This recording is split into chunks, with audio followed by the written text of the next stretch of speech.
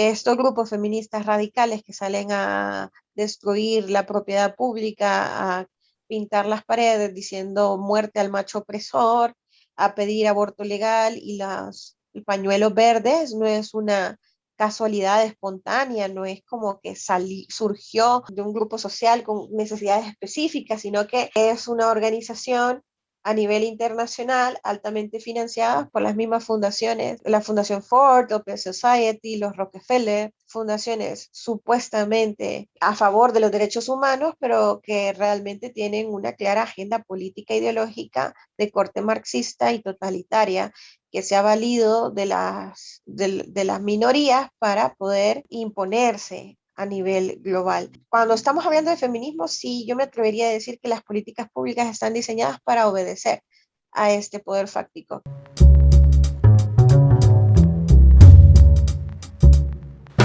Bienvenidos a Pláticas, el podcast número 1 de análisis político en El Salvador, con sus anfitriones Marvin Portillo y José Carlos Parada. Todas las semanas compartiremos nuestras opiniones del acontecer político nacional y también tendremos invitados para realizar debates y análisis a profundidad. Los dejamos en casa y que disfruten el podcast. Bienvenidos amigos a este nuevo episodio de nuestro programa Pláticas, el podcast de análisis político número 1 en El Salvador. Les saludamos a sus anfitriones, mi amigo el literato y politólogo Roberto López Geisman. Hola Roberto. ¿Qué tal? ¿Cómo está, estimado amigo? Saludo también a la invitada y al público. De hecho, junto con Roberto, su anfitrión José Carlos Parada, su servidor, historiador, tenemos como invitada este día a la licenciada Sara Larín, presidenta de la Fundación Vida SB.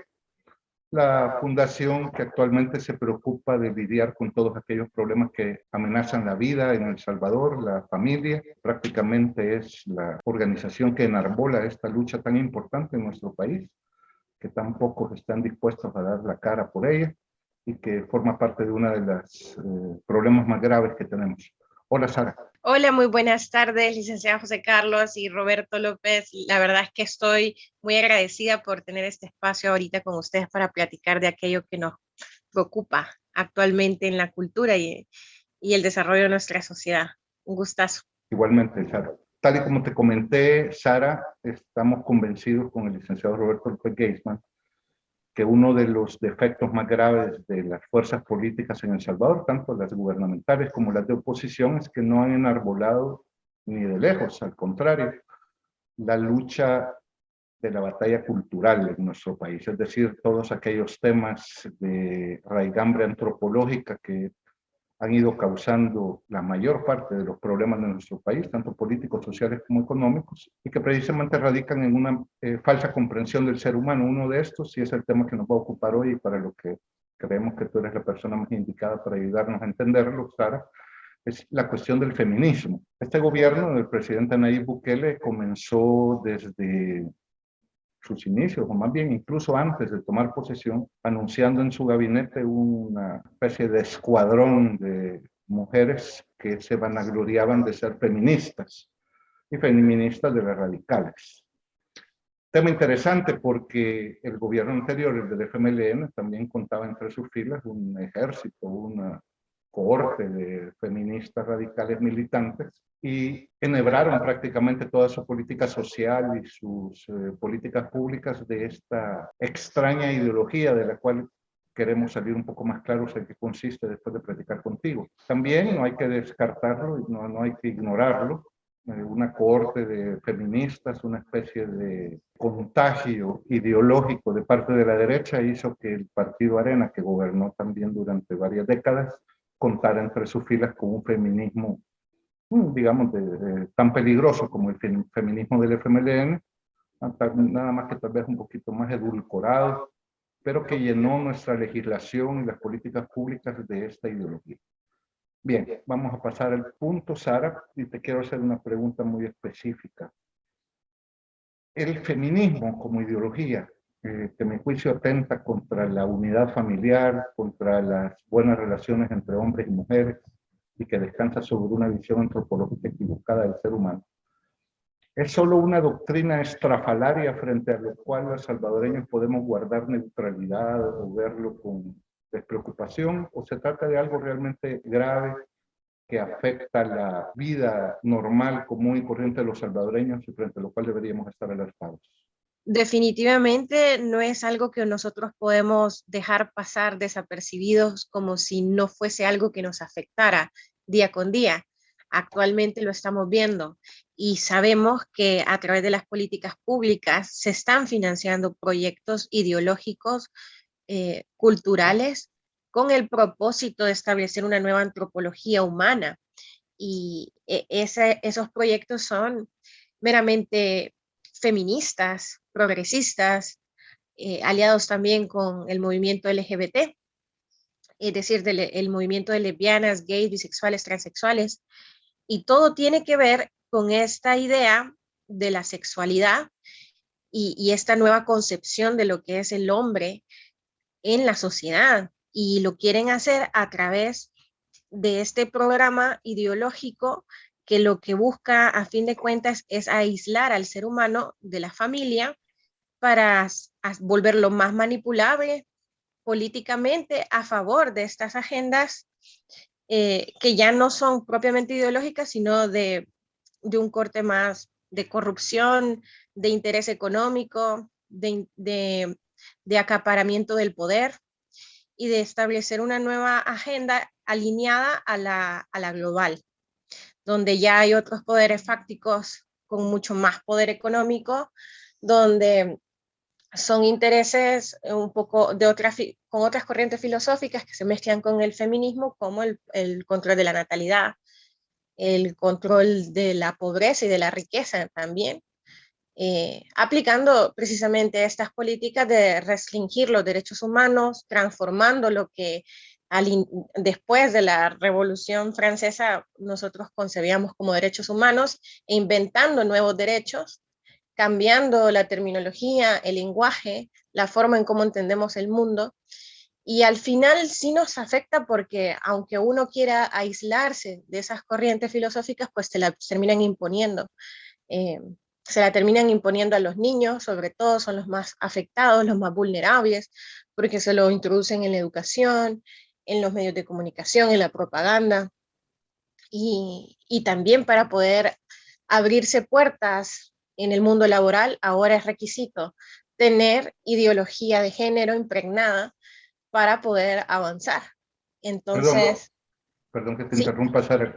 Cuando dices que es prerequisito laboral para conseguir trabajo, ¿te estás refiriendo a nuestro país? sí, en todas partes del mundo prácticamente es necesario tener esta formación feminista y esta formación ideológica para poder abrirse camino, por lo menos en aquellas empresas competitivas a nivel global, ¿verdad? Si tú quieres ser alguien en El Salvador o quieres ser alguien en el mundo, necesitas adoptar esta ideología feminista. Lo vemos también en los proyectos de cooperación internacional, todo está condicionado a la agenda de género. Para poder abrirse puertas a una mujer en el mundo laboral necesita adoptarle los conceptos de género, aunque no los comparta, pero ahí va la agenda global y eso le afecta a nuestro país. Lo vemos ahora, las empresas grandes acá en El Salvador, todas han adoptado esta línea de género y por eso no es raro ver que, por ejemplo, en el mes de junio, que se celebra la marcha del orgullo gay, han vuelto todo el mes de junio el orgullo gay y feminista, y todos los logos de las marcas grandes que emplean a la mayoría de los salvadoreños cambian su logo a esta bandera multicolor. Entonces sí nos afecta culturalmente y además a través de las leyes, porque no puede existir ideología de género sin la intervención del Estado. Y con el gobierno de Sánchez Serén tuvimos 10 años de transformación en nuestras instituciones de gobierno enfocadas a esa agenda de género. Tuvimos Ciudad Mujer, tuvimos la Secretaría de Inclusión Social. Dentro de la Secretaría de Inclusión Social había una unidad específica de diversidad sexual y Y a pesar de que el gobierno de Nayib Bukele eliminó esa Secretaría de Inclusión Social, la absorbió el Ministerio de Cultura, que también ha servido únicamente durante más de 10 años solamente para propagar la ideología feminista y progresista en general, que abarca todo el tema de la sexualidad. No podemos separar el tema de la agenda LGTB del feminismo, porque van en el mismo combo. Quisiera mencionar una situación, que esto no viene nada más los 10 años de los últimos dos gobiernos, sino que a mí me consta de primera, ni siquiera de segunda mano, que es bueno, pero de primera mano, como una institución de gobierno, que me voy a reservar el nombre, que no tiene nada que ver con cultura ni con educación, por decir algo, podría ser la Fuerza Armada o podría ser agricultura, que no son tampoco, solo lo pongo como ejemplo. Sacaba en sus talleres que tenía material absolutamente feminista. Yo tenía un determinado puesto por el cual hice ver y mandé los ejemplares que decían que la familia puede ser de un hombre y una mujer, y empezaba a distinguir diferentes tipos de familia, incluyendo en ello a la familia de las personas gays. Y eso era admitido y lo sacaba, o sea, más de 20 años atrás, durante uno de los gobiernos de Arena, se lo pasé a determinado ministro, insistirle pruebas y todo, y lo que hizo, como muchas otras veces, muchas gracias Roberto, muy fino, qué bueno que investigaste. No le dije ni siquiera investigué, eso está ahí a la mano del que lo quiera ver. Eso es para responsabilizar más atrás, que viene jugando con esto, haciéndole la leva, pues haciéndole la gracia a estas corrientes tan graves y tan serias. Pues a mí me gustaría añadir que todo esto realmente es un programa ideológico planificado desde hace muchísimo tiempo y que viene desde una agenda global.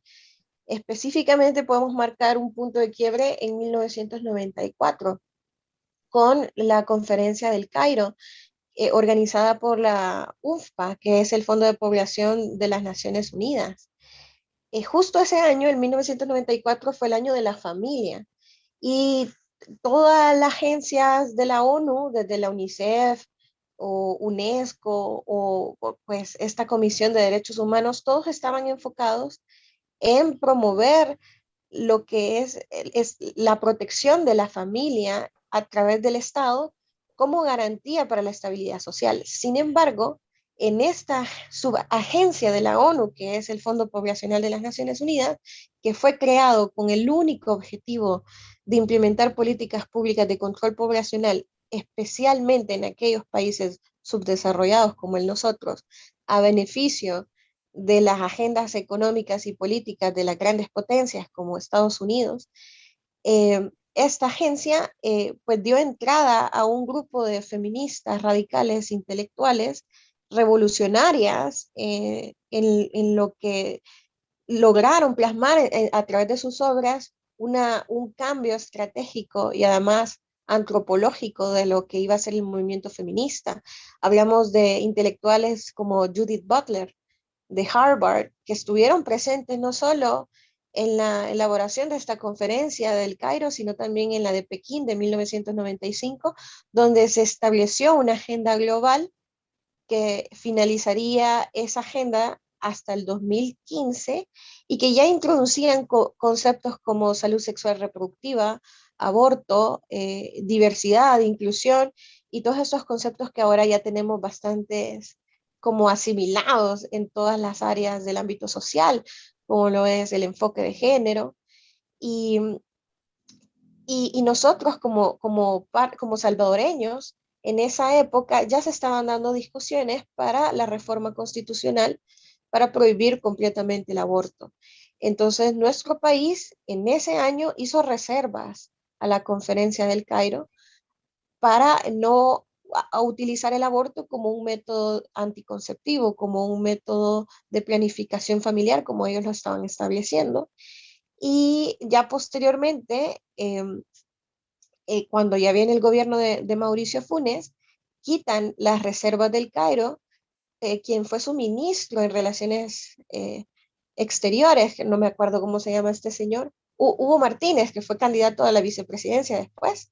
Él fue el canciller de El Salvador durante la época de Funes y se dedicó a desbloquear todas las reservas que nuestro país había colocado a ese tipo de conferencias. Y al desbloquear todas esas reservas, pues nuestro país estuvo más expuesto a todos estos proyectos financiados a través de la cooperación internacional, de las embajadas como de España, de Canadá, de incluso Reino Unido y Francia, para comenzar a implementar lo que vemos ahora actualmente, que cómo se ha introducido el feminismo en todas las instituciones de gobierno. Así es como ha ido como desarrollándose esta ideología, se ha propagado esta ideología en nuestro país a través del gobierno del FMLN. Y viene desde 1994. Que en derecho internacional el término reserva significa que cuando hay un tratado internacional entre todos, muchos, o incluso dos países, hay el derecho de los países que presentan lo que se llama reserva a que acepta, digamos que son 120 artículos, si hay uno en el cual no está de acuerdo y después de ser discutido termina la discusión y sigue el país en cuestión no estando de acuerdo, presenta la reserva. Quiere decir, está bien, voy a firmar el acuerdo reservándome el derecho a no actuar en el artículo 7, que es el que no me parece. Solo es como para ilustrar un poco lo que acabas de decir. Y tomando, ya que tengo la palabra, quisiera preguntarte si la cuestión esta de la familia, que lo mencionaste antes y hoy nuevamente, hay gente que acusa o pone el dedo sobre el hecho que esto no es de protección familiar. Algunos tan ingenuos creen que incluso están defendiendo a la familia, como la ley de familia tiene muchos elementos para deshacer la familia, no para construirla. Pero esto, la base, el trasfondo de todo esto es la ideología marxista, que quiere destruir la familia para destruir la sociedad. Muchas veces he dicho, es un lugar común, que la familia es la base de la sociedad, pero no por eso es menos cierto, es real. Y ellos han tomado ese objetivo que tan apartado se ha tenido para destruir la familia. Destruyendo eso, pierde consistencia el tejido social, empieza a desaparecer. No sé qué tú piensas en relación a esto.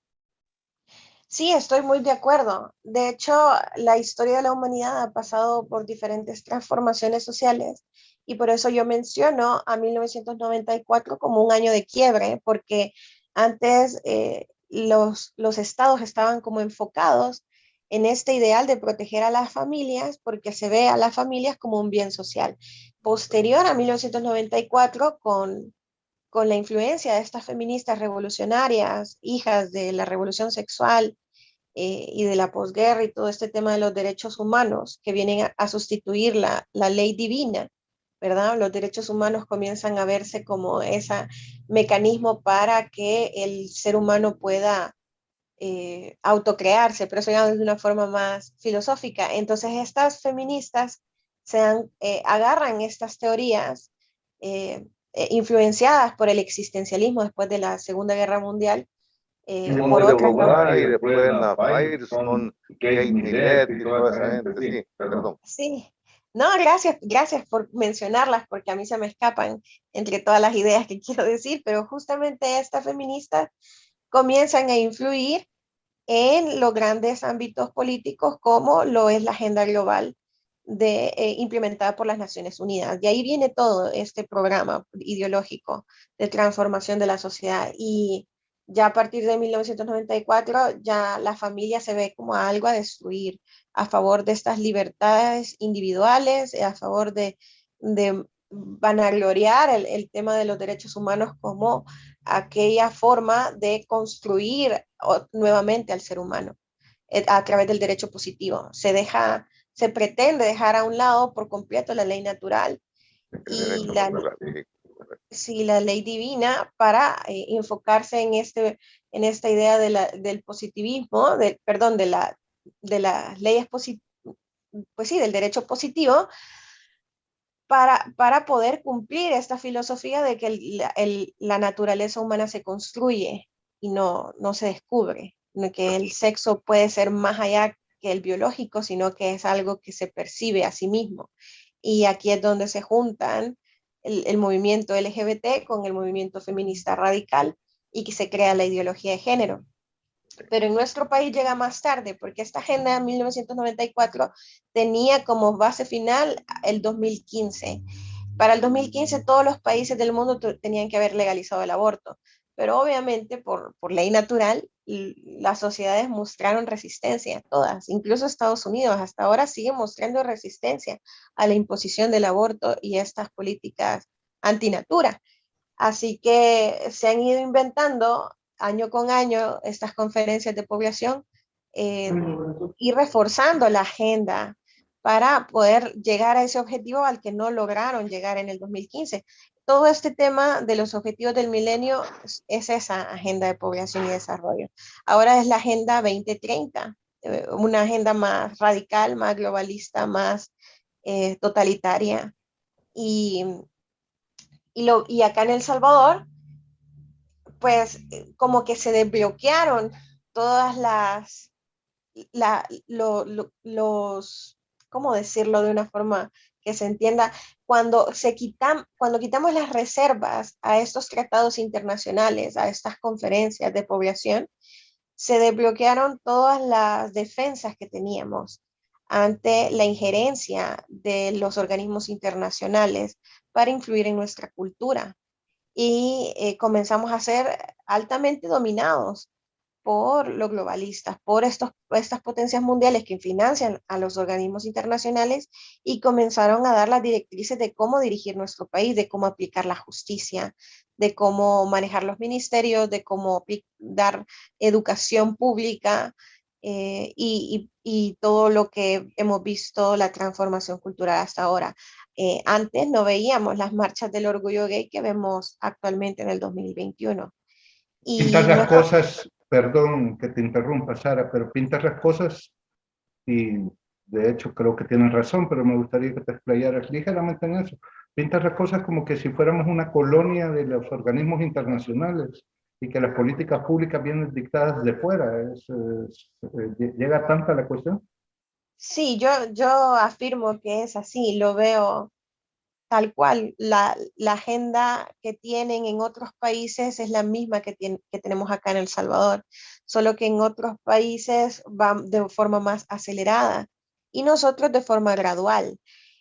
Pero no, a nadie puede dudar, y más ahora con el Internet y con la globalización podemos ver que lo que está pasando en Argentina está pasando también en México y que nos está pasando a nosotros también, que estos grupos feministas radicales que salen a destruir la propiedad pública, a pintar las paredes diciendo muerte al macho opresor, a pedir aborto legal y los pañuelos verdes no es una casualidad espontánea, no es como que surgió de un grupo de revueltas sociales, de un grupo social con necesidades específicas, sino que se ve que es una organización a nivel internacional altamente financiada por las mismas instituciones, por las mismas fundaciones, la Fundación Ford, Open Society, los Rockefeller, y así una gran lista de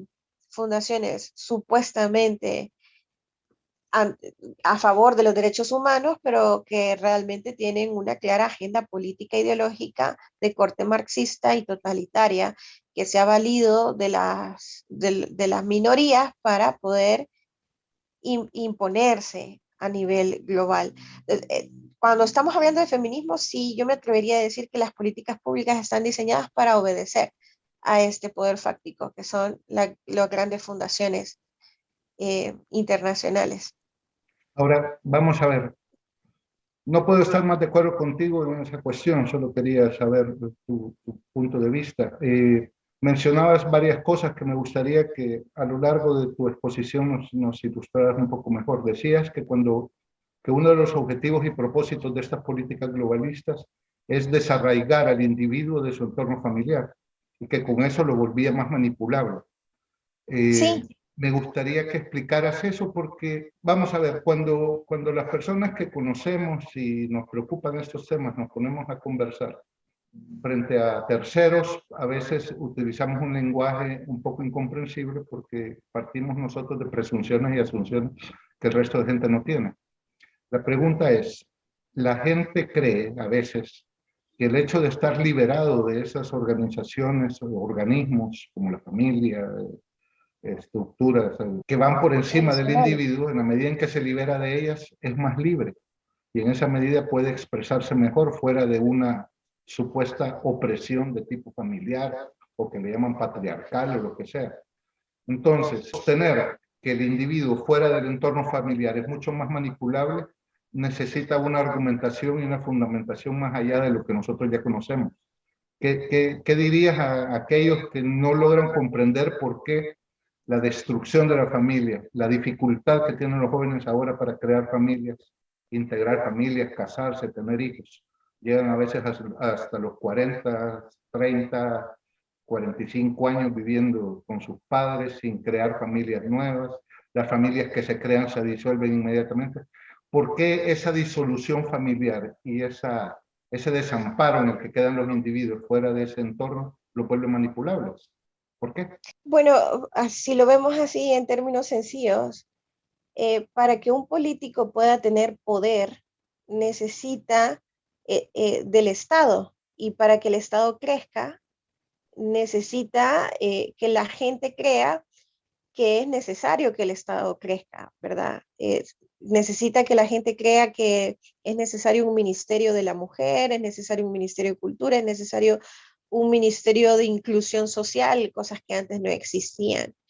Entonces, entre más grande el Estado, más poder para el político. Y para que una persona crea que el Estado es necesario, se necesita crear conflictos que no existen en la sociedad. Para crear conflicto es necesario la violencia, el problema, hacer que haya una guerra entre los sexos o una guerra entre clases sociales. Antes lo lograban así los marxistas, ponían en conflicto a lo que ellos llamaban al opresor, y que era el empresario, y al oprimido, que era el obrero. Luego comenzaron a entenderse para poder salir adelante ambos, ya no había conflicto, entonces lo trasladaron al tema de los sexos. Así lo escribió Engels en su obra La familia, la propiedad y el Estado.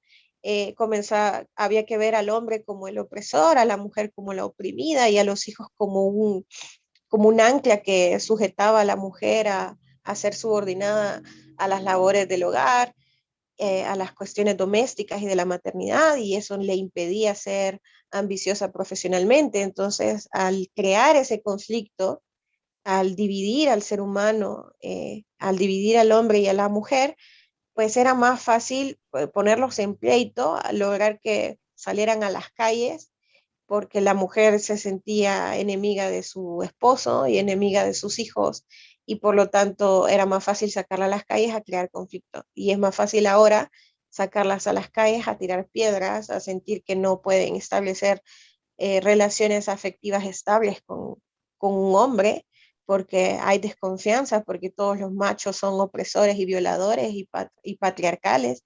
Y así, pues, es la forma en cómo le es útil al Estado aislar a la persona de la estabilidad que otorga una familia, que otorga un hogar, porque si uno se pone a pensar ya con el sentido común, una mamá que quiere a sus hijos, que ama a su familia y que le gusta tener a su familia junta un fin de semana, un domingo, no permitiría que su hijo de 16 años vaya a tirar piedras a una institución gubernamental por ninguna causa a favor de ningún político.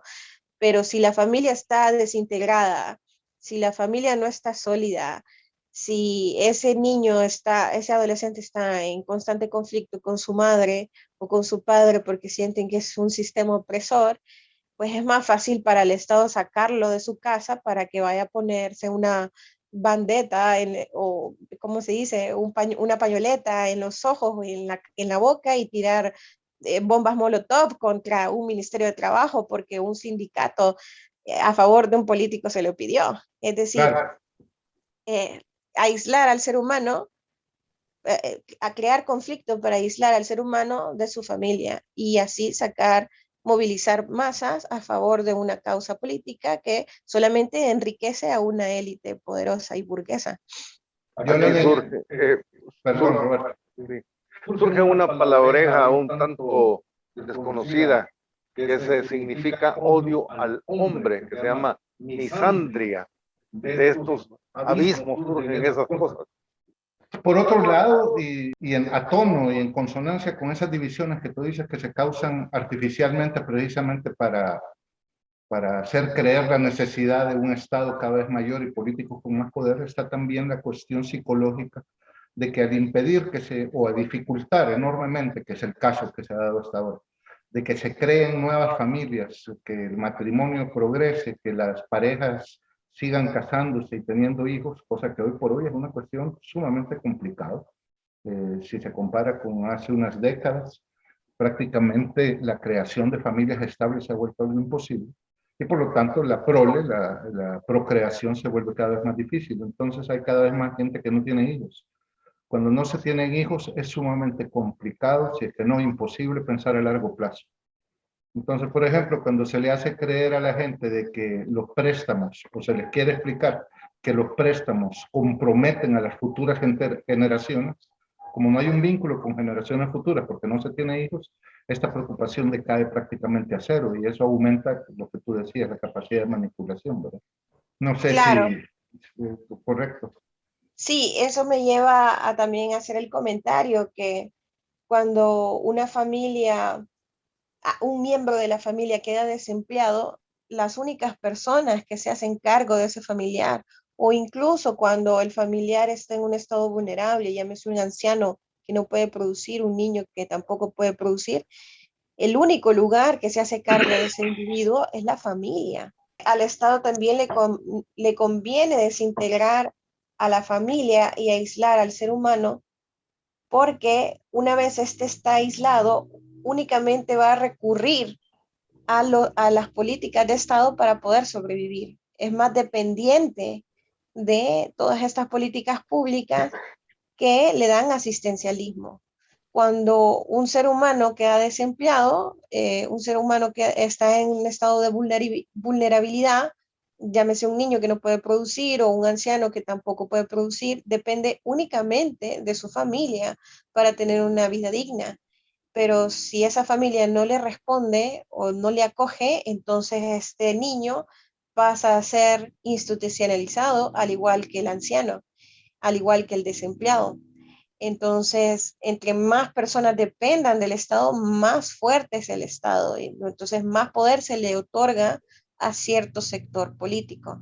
Tengo la convicción que en ese esquema entran engendros legislativos como la ley Lepina, habiendo destruido a la familia, habiendo destruido la patria potestad, la paternidad, etcétera. Entonces viene el Estado y crea toda una institucionalidad supuestamente para proteger la niñez, pero que en el fondo solo sirve para agravar el problema. ¿Me equivoco? Quiero agregar brevemente eso, que en una reunión internacional me tocó estar unos días con el jefe de la policía de Costa Rica y nos dijo, he sabido que ustedes están hace varios años pues, por aprobar la ley Lepina. Le pido, por favor, no solo a mí, había un grupo de diferentes países, eviten eso, es un desastre, le van a hacer un gran daño a su nación. Cabal, lo que resulta. Apoyo a lo que dijo Carlos.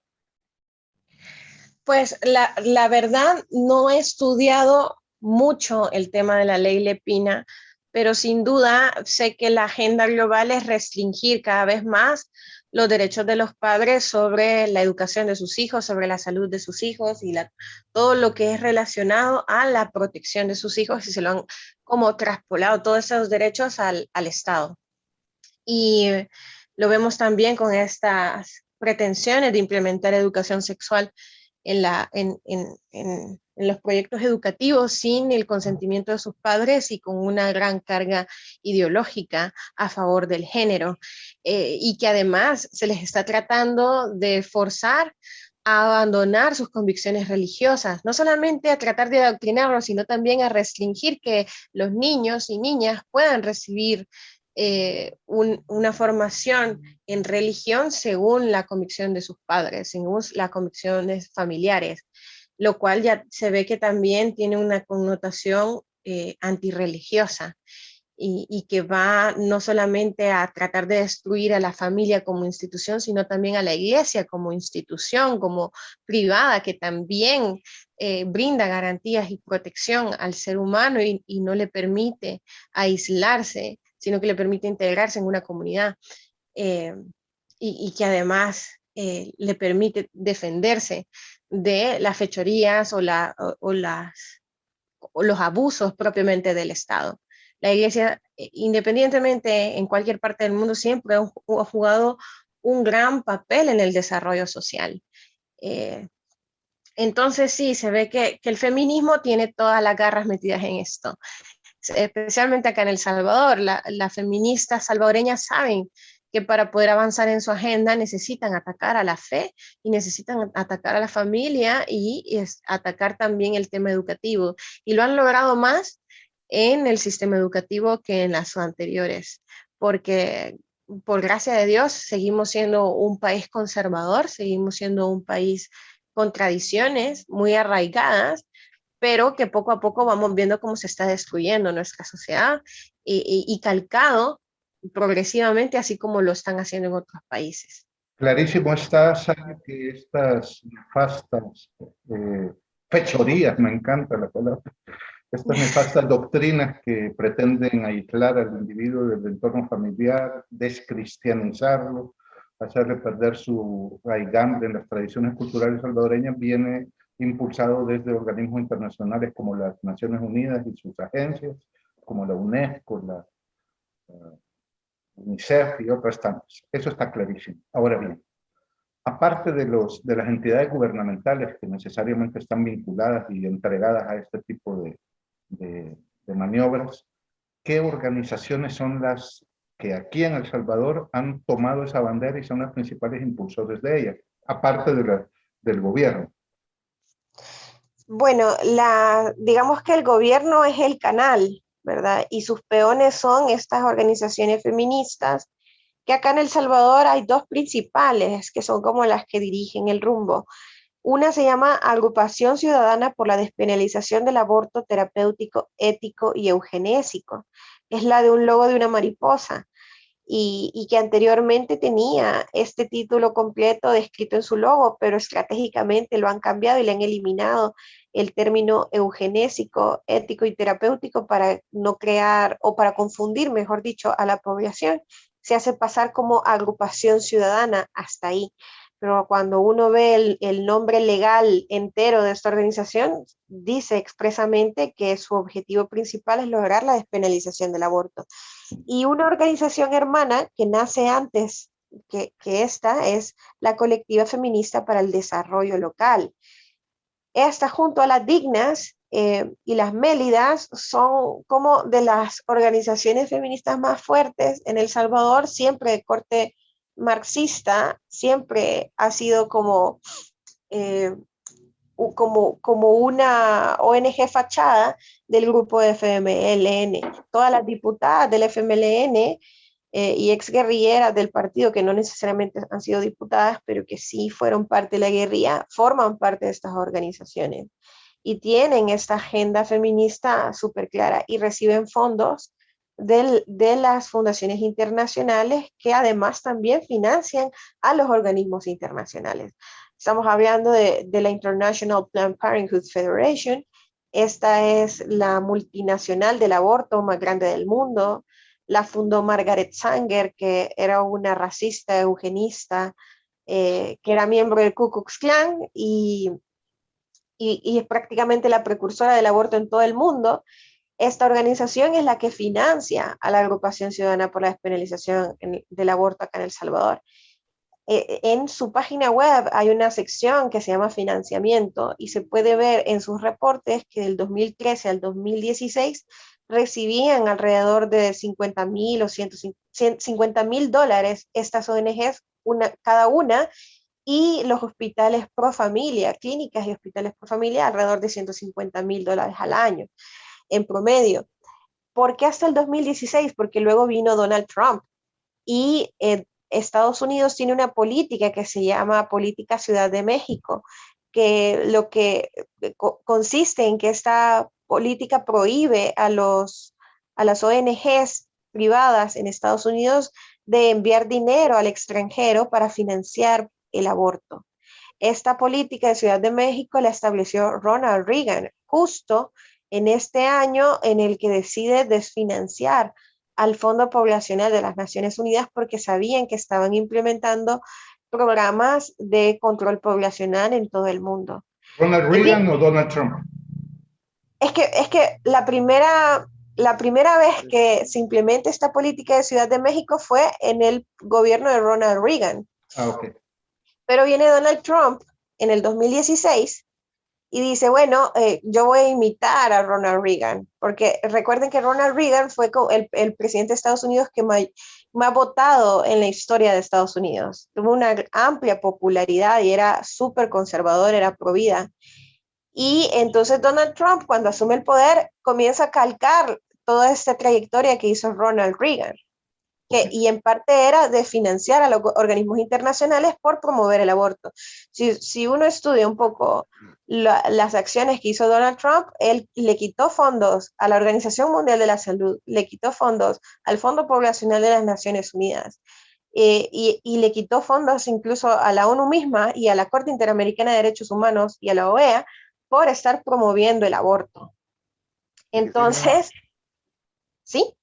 No, tal vez la última intervención, siento que estamos cerca del final, sería el pedirte, Sarita, que pudieras, por lo menos como síntesis, mencionar la parte propositiva que hay, además de la denuncia de todos los estragos y la realidad de lo que hay detrás de estas organizaciones. Es decir, mucha gente dice lo que estos quieren es que la mujer esté únicamente en su casa, digamos, de cuide a los niños y cerrarle cuestión, lo cual es una cosa de gran orgullo, no es denigrante, pero también la realidad de la mujer es que haga más cosas. Yo estoy plenamente seguro que los que estamos aquí platicando no estamos cerrados a esos movimientos. Pero entonces tendría que haber, por lo tanto, un movimiento feminista auténtico, nacional, yo no sé cómo se podría llamar, para que además de denunciar lo malo de los actuales, propusiera un feminismo alegre, de naturaleza, diferente de lo que está. Positivo. Algo positivo, correcto. Entonces, en lo que, algo que me pudieras decir que se esté trabajando por ese lado. Pues a mí no me gusta el término feminismo conservador o feminismo positivo ni nada de eso, porque siento que ya el feminismo, el término en la sociedad occidental actual ya no es rescatable, sino que siempre se asocia a estos movimientos abortistas. Yo coincido contigo, correcto. De acuerdo. Pero definitivamente se necesita por parte de las mujeres líderes que se haga una propuesta para poder reivindicar la feminidad en la cultura y los derechos de la mujer, pero no en un sentido de derecho positivo, sino de derecho natural, de abrirle paso a lo que es propio de la identidad femenina, como el vivir la maternidad en libertad. No políticas pro aborto, sino que poder aplicar, por ejemplo, a mí me gusta mucho hablar de las políticas de conciliación familia y trabajo, que le permiten tanto al hombre como a la mujer dedicarle tiempo a la familia para que la familia sea sana y estable, y esto al mismo tiempo resulta rentable para cualquier empresa que hace feliz a su empleado y este se compromete más con pues el ideario institucional que tenga esta empresa. Al final, cuando un ser humano es feliz, rinde más en su trabajo, es más exitoso.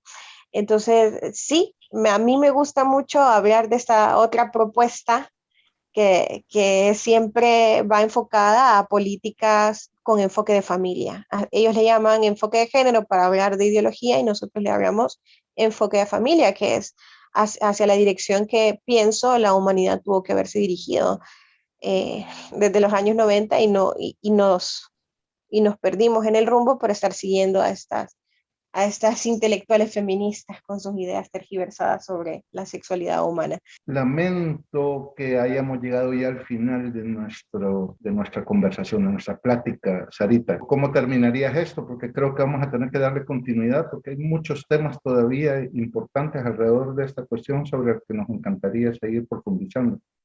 Pues nada, que agradezco mucho el espacio, la oportunidad de poder explicar mi punto de vista y animarles a que se unan a algún movimiento pro vida, porque somos nosotros los que estamos haciéndole frente a esta nueva ideología. ¿Cómo se hace eso? Si alguien quisiera colaborar en tus iniciativas, ¿qué debe hacer? Pues nos pueden buscar en las redes sociales de Fundación Vida SB, escribirnos un mensaje y nosotros les mandamos un formulario, lo llenan, luego nos reunimos con cada persona que lo solicite, le explicamos las actividades y cada quien ofrece un poquito de su tiempo para ayudar a los proyectos de la fundación. Pero también hay otras organizaciones que se dedican específicamente a dar charlas de formación u otras actividades para promover la familia. De acuerdo. Esto me da pie para pensar también uno de los temas que quedan pendientes, que es la cuestión política, que lamentablemente desde la perspectiva negativa está tan unida a los intentos de destruir la familia. Sí. Y habría que preguntarse si hay iniciativas políticas que vayan en dirección contraria, pero eso lo vamos a dejar para otros programas. Además, tú no eres política. Se supone. Roberto. Ha sido un gusto verla. A ver si la próxima vez vemos más que la foto. Una señora o señorita muy guapa. Y quiero agradecerle también a toda la visión, pues, pero que nos están oyendo y que hayan aprovechado y reflexionen sobre principalmente tanta cosa interesante que habló la doña Sarita. Una de las cuestiones feministas más graves es que ese pequeño piropo que le dirigiste a Sara podría conducirte a la cárcel hoy por hoy, Roberto. Tenemos mucho cuidado.